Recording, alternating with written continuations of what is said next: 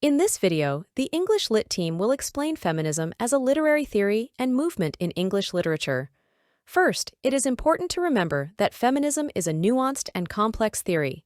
Therefore, this video is not exhaustive, but I am sure that it will provide you with the necessary information before you delve more into feminism. This video from English Lit will talk about the emergence of feminism, the difference between the feminist theory and the feminist movement. We will introduce the waves of feminism and some of the main texts and authors in each wave, and we will highlight each wave's main demands and achievements. After that, we will talk about the various types of feminism. We will mention some of the important concepts that you might want to study later. Finally, we will provide a very brief recap on how you can study a literary work from a feminist perspective. So, let's get started. Feminism emerged in the late 19th century. Feminist theories first emerged as early as 1794 in publications such as A Vindication of the Rights of Woman by Mary Wollstonecraft. Feminist literary theory explores how literature and other cultural productions reinforce or undermine the economic, political, social, and psychological oppression of women. However, the formal recognition of feminism as a literary theory began to take shape in the 1960s and 70s. Now, let's talk about feminism as a literary theory and the feminist movement in general. The feminist movement is a social and political movement that advocates for women's rights on the grounds of political, social, and economic equality to men. It involves direct actions, lobbying, and policymaking to bring about legislative and social change. Feminism as a literary theory is a part of this movement. Feminism as a literary theory is an academic practice that uses feminist principles and ideology to critique and analyze literature. It investigates how literary texts depict or disregard women and support or challenge prejudices. It seeks to understand how gender has been constructed and represented through language. It is not directly involved in policymaking or social activism, but it can influence societal perceptions and attitudes through the critique and reinterpretation of literature. Now, the waves of feminism. There are four major movements. The first wave of feminism, late 19th, early 20th century. The second wave feminism, 1960s, 1980s. Third wave feminism, 1990s, 2010. Fourth wave feminism, starting from approximately 2010 till present. The key authors and texts of the first wave of feminism are Mary Wollstonecraft and Lucy Stone with their major works, A Vindication of the Rights of Woman and A Woman's Suffrage. Arguments answered. Other figures include Charlotte Perkins Gilman, who wrote the wonderful story of the Yellow Wallpaper, and John Stuart Mill and his work called The Subjection of Women. And of course, the modernist writer Virginia Woolf and her several literary works, especially One's Own Room. Additionally, Simone de Beauvoir is a feminist writer whose works contribute to both waves, the first and the second. One of her famous works is The Second Sex. Each feminist wave had its own objectives, characteristics, and achievements. The first wave called for women's suffrage, the right to vote. It focused on legal rights, including their right to own property and inherit. Additionally, activists during this period also advocated for women's education. Some major achievements are securing the right to vote for women, e.g., the 19th Amendment in the U.S. in 1920. Property rights and educational opportunities, better working conditions and rights to work and equal pay, and the Married Women's Property Act, 1870 and 1882. Let's move into the second wave. One of the well-known authors is Kate Millett, the author of Sexual Politics, and Betty Friedan, author of The Feminine Mystique. Following the achievements of the first wave of feminism, the second wave focused on challenging cultural norms and patriarchal structures. It called for greater political, economic, and cultural freedom and equality for women. However, critics argue that this wave privileged white, straight women. It dealt with broader issues of equality, including sexuality, family, the workplace, and reproductive rights.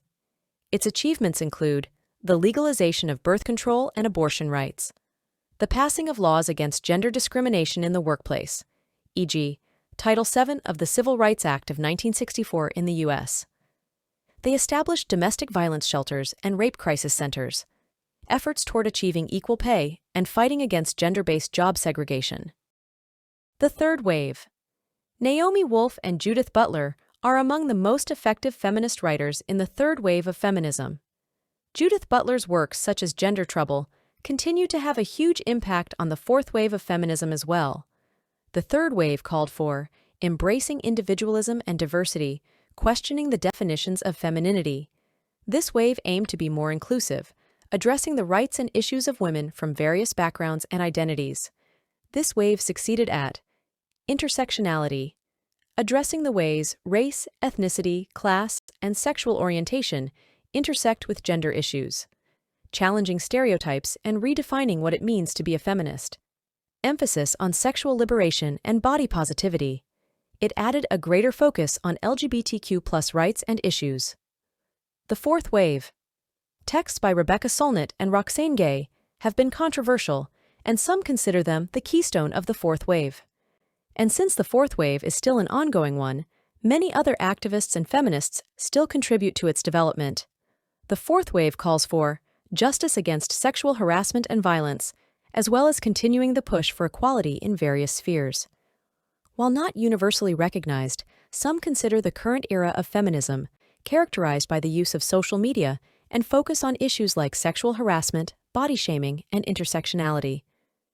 The achievements so far are raising awareness about the use of digital media and social platforms, e.g., the Call Her Me Too movement, addressing systemic sexism and dismantling patriarchal structures, advocating for workplace equality, including against the gender pay gap. It creates a focus on inclusive feminism, addressing the needs of a diverse range of women, including trans women. Now, let's talk about the types of feminism. It is crucial to understand that these types are related to the characteristics, demands, and the way it deals with feminist issues. These types may be found within one, two, or more of the waves. They overlap and do not have specific dates. Here are some of the major types. Liberal, mainstream feminism.